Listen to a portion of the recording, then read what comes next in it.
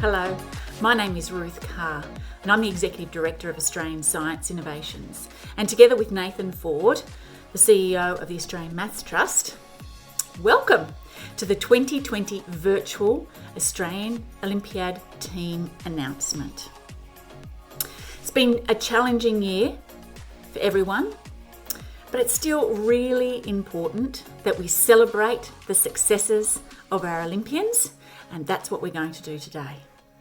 We'd like to extend our thanks to our speakers today, ASI Chair Ben Kramer, AMTT Limited Chair Dennis Trewin AO, ANU Vice Chancellor Ryan Schmidt AC, Optiver Representative Suganya Suresh, and our guest speaker, Professor Deborah Williamson, Deputy Director of the Microbiological Diagnostic Unit Public Health Laboratory and Director of Clinical Microbiology at the Doherty Institute. And of course, we'd like to thank all our 2020 Maths, Informatics and Science Olympians and their team leaders for their efforts in helping put this together. Thank you for watching. Now let's kick things off. 2020 has been a tough year. Bushfires and COVID-19 have caused major disruptions and cancellations to the Australian Science Olympiad program. But 2020 has also shown us how resilient and hard-working our students and staff are. They banded together to make the most of the situation to develop their STEM knowledge and skills. Our Science Olympiad staff swiftly relocated and modified their programs so that the Science Olympiads could continue. Without them, we couldn't have reached this point of announcing the students who've made the Australian Science Olympiad teams. This year has proved that in times of crisis, science can unlock answers and underpin sound policy. It has also clearly demonstrated that a society guided by sound science will be safer and have a more prosperous future. We know many of our Olympians will contribute solutions to the significant issues facing our society, and we thank our sponsors for their foresight in investing in the problem solvers of the future. In particular, I'd like to thank the Australian Government through the Department of Industry, Science, Energy and Resources, the Australian National University, the Australian Geoscience Council, ICSIM, the Garvan Institute of Medical Research, and the Walter and Eliza Hall Research Institute. Finally, I'd like to say well done to all of the students that have made the teams. You've had a tough year, but you've done very, very well. Congratulations. It is an incredible achievement to represent your country. Not many of us have that opportunity. The COVID-19 pandemic has really shown the importance of science, especially the work of mathematics. For example, biomathematicians have been at the forefront of predicting the path of the virus and understanding the impact of restrictions or lack of restrictions. They have helped to save many, many lives. This is just one important application. There are so many opportunities in science. We hope you use the wonderful experience of being part of an Olympiad team as a very important stepping stone to a wonderful career in science. We need you. Thank you very much for having me today, and the honour of being able to address a group of such remarkable students, as well as the professors, teachers, parents and friends who have supported their journey to get here.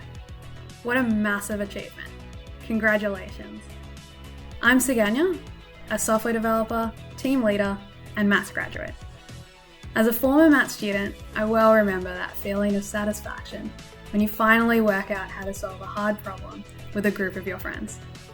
I've been lucky enough to be able to do that every day at Optiver, combining both my passion for maths as well as software development to help solve complex trading problems.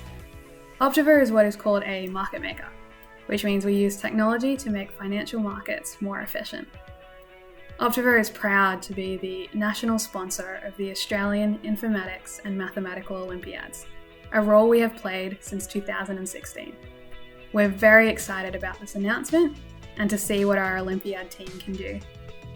I feel so much pride and excitement when I see young, ambitious students succeeding in this field so early on in their lives. Trust me when I say that your studies in maths will open up a huge range of opportunities for you in your future career. The students in my cohort took their careers in very different directions. There are some working as software developers like myself, others in research, in finance, in teaching, as data analysts. The list goes on. Math alumni are definitely in high demand, not just for their technical knowledge, but for the other skills you are developing in problem solving and analytical thinking. These skills will open up a diverse range of opportunities for you that you probably can't even imagine right now. My own journey probably began a lot like yours will, or have, unsure as to exactly what I wanted to do after high school. I ended up choosing maths because I enjoyed it, and looking back, I think that's one of the best decisions I've ever made. I've enjoyed the things I've learnt, the camaraderie of sitting with a group of friends, trying to solve a tough problem, and the joy of that eureka moment. Having a maths background has also made it easier for me to talk to the traders and researchers at Optiva. It's made coding much simpler, and there's great value in having that problem-solving mindset. It doesn't come easily to everyone, so don't underestimate its value in industry. I'm excited to see how each of your own journeys unfold. I encourage you all to continue choosing the paths that excite and interest you, and that you keep learning and growing. I wish you all the best, not just for the competition, but for the bright careers you all have in front of you.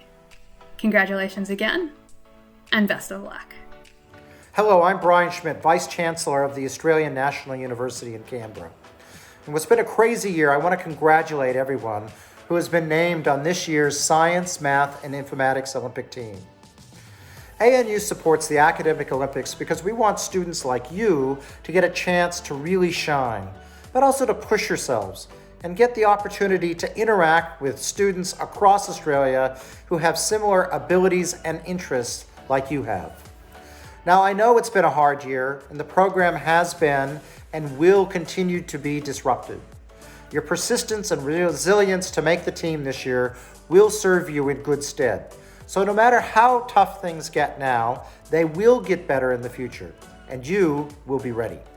So I congratulate you all once again, and hope to see you at Australia's National University in the not too distant future.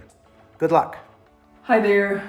My name is Deborah Williamson. I'm a microbiologist at the Doherty Institute and at the Royal Melbourne Hospital, and I'm really delighted to be able to talk to you today. This is such a proud moment for all of you and your families, and fantastic recognition of all of the hard work that you've done to get here. You should all feel so very, very proud of yourselves.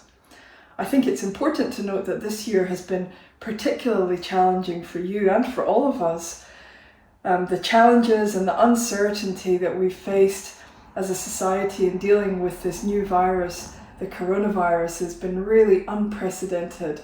And I really hope that it's something that none of us ever see in our lifetime again. The challenges that you've all faced personally, working from home and navigating a whole new society, have been remarkable. And all of you, I'm sure, have shown considerable resilience over the past few months. One thing, however, is crystal clear as this pandemic emerges, and that's the importance of science. High quality, evidence-based science is really what is helping us to combat this pandemic and to prevent future pandemics. And that's not just the area of science that I'm involved in, which is infectious diseases and microbiology. That is all elements of science, from mathematical modelling to coding and bioinformatics to artificial intelligence to engineering.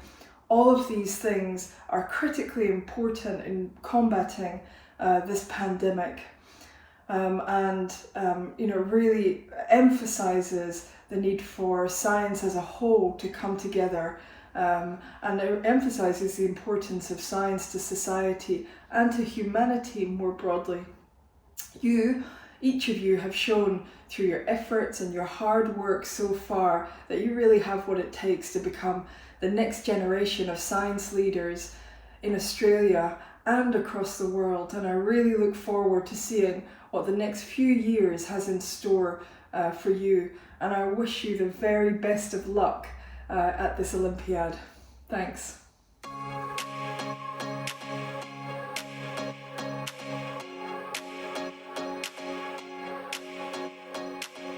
Hello there, I'm Kevin Tran, Director of Training for the Informatics program.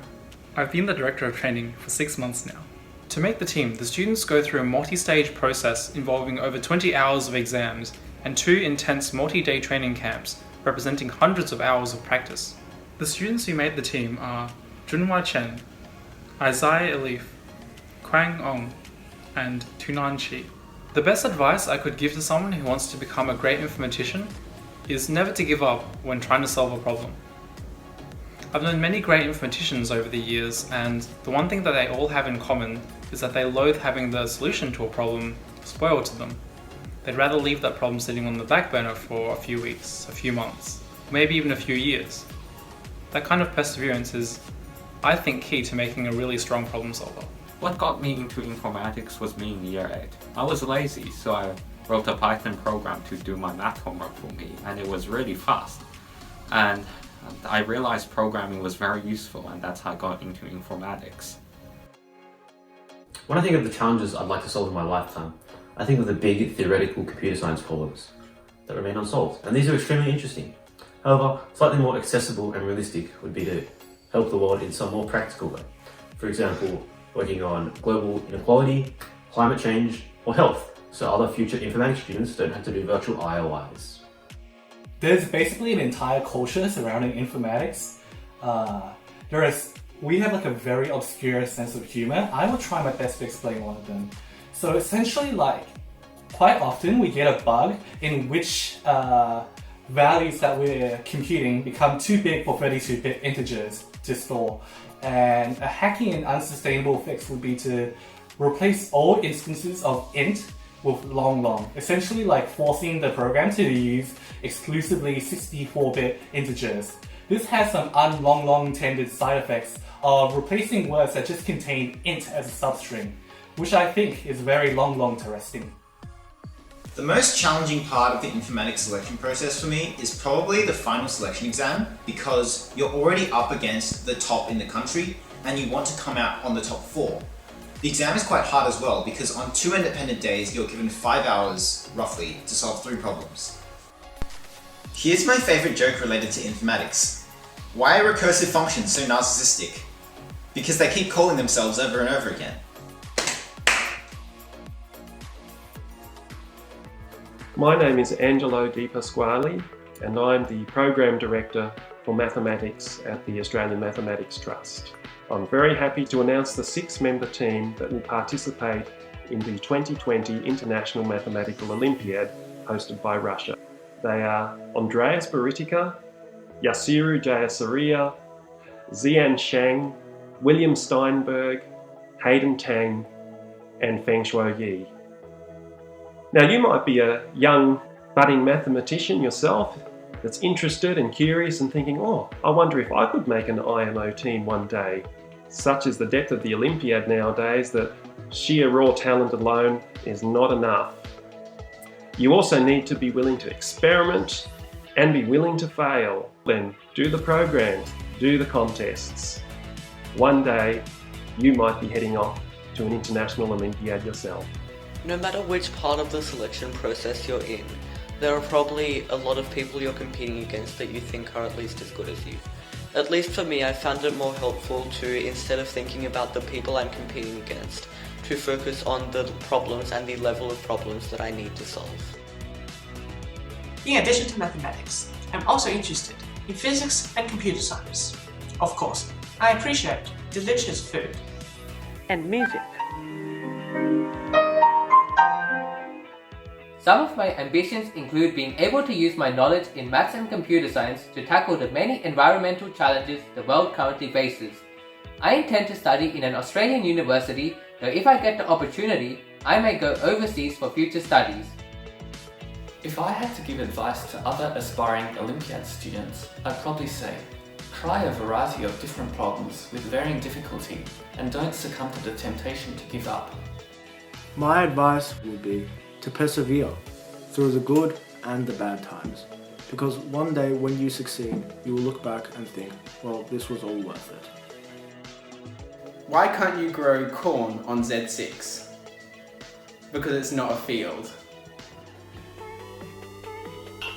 Hi, my name's Dr. Julie Cook. I'm the Program Director for the Australian Biology Olympiad Program. It is with my great pleasure to introduce the 2020 Biology Olympiad team. Priya Bara, Nicholas Bao, Hamish Walker and Angie Zhao. Priya, Nicholas, Hamish and Angie were 4 of 1,800 students that sat the biology qualifying exam in August of 2019. In January 2020, we attempted to hold a summer training program for a cohort of 24 students.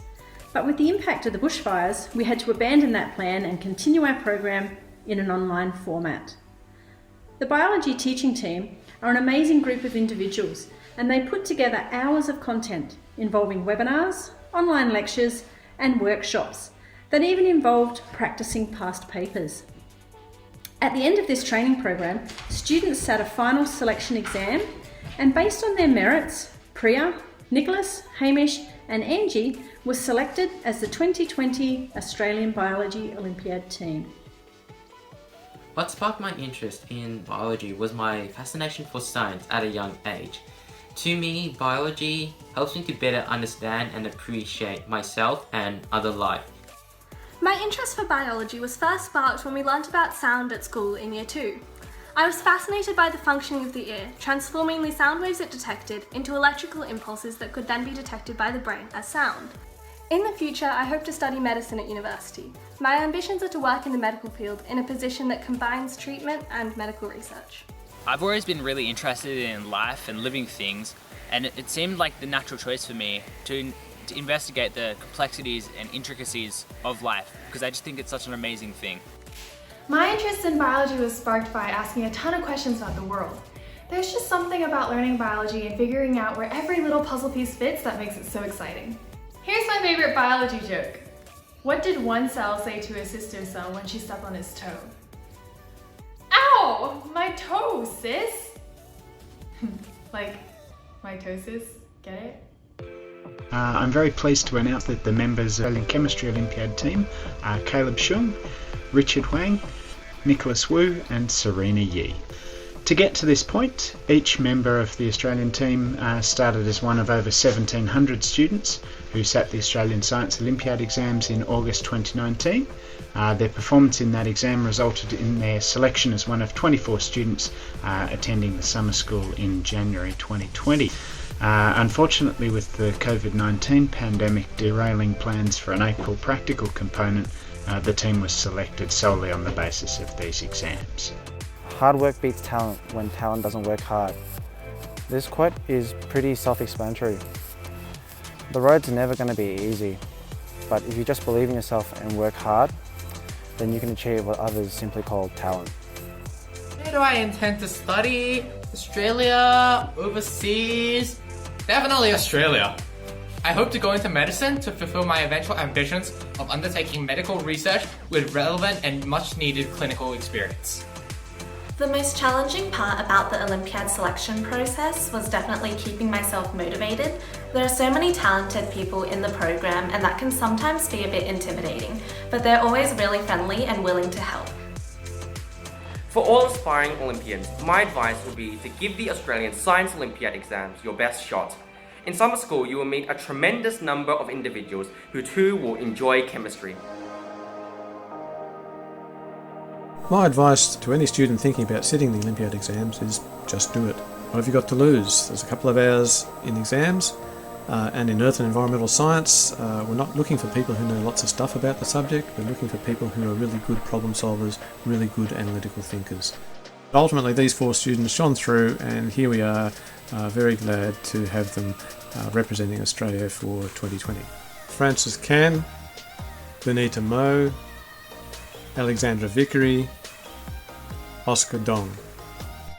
I've always had a keen interest in astronomy and geography, as it allows us to uncover the mysteries of the universe. Aside from earth science, I enjoy reading, playing the piano, drawing, ballet, and hiking. I'm also passionate about social justice, and I volunteer with the St John's Ambulance Cadets. In Year 9, I did a program called Mission to Mars, which involved elements of geology and planetary system sciences. However, summer school was what really opened my eyes up to earth and environmental science. The most challenging part of the Olympiad selection process was definitely summer school and building up to the final exam. Although this year, with all the hiccups along the way, was probably different to previous years, learning so much content in just a few months was still pretty stressful, especially near the selection exam. What advice I'd give to other kids who might try this out? don't let the lack of prior knowledge put you off. I had some basic grounding in astronomy, but apart from that all I had really was the regular Australian high school science curriculum behind me when I took the test. It was more about reasoning than actually knowing the material from the subject area, at least at first. I'm Dr. Matt Verdon, one of the directors of the Physics Olympiad program. I'm very happy to be able to introduce this year's representative team in physics. We have Monique Geacock, Alex Lin, Adrienne Lowe, Maggie Webber, and Isaac Wu. To any of you thinking of becoming an Olympian, I would say the most important thing is to be curious. Ask why, and don't be satisfied with explanations until you really feel that you understand. The other thing is, just give it a go. This isn't something for other people, this is something that you can do. So if you're interested, get in there, check out Olympiads online, see what takes your fancy, and maintain that curiosity and that drive for learning, because that's what sets our Olympiad students apart. I've been interested in science for as long as I can remember, and growing up in Canberra I was able to visit QuestCon a lot as a child. As I grew older, I found that I was particularly interested in physics. I definitely say my dad sparked my interest in physics and science in general. I remember that we did this little science experiment together. It was the water in the cup experiment, and it totally blew my mind.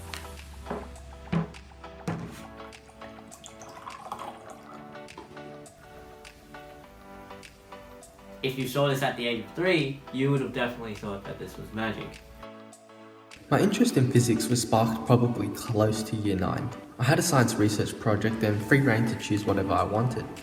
At that point, I thought electricity and circuits sounded pretty cool, so I did an investigation on how battery discharge was affected by temperature.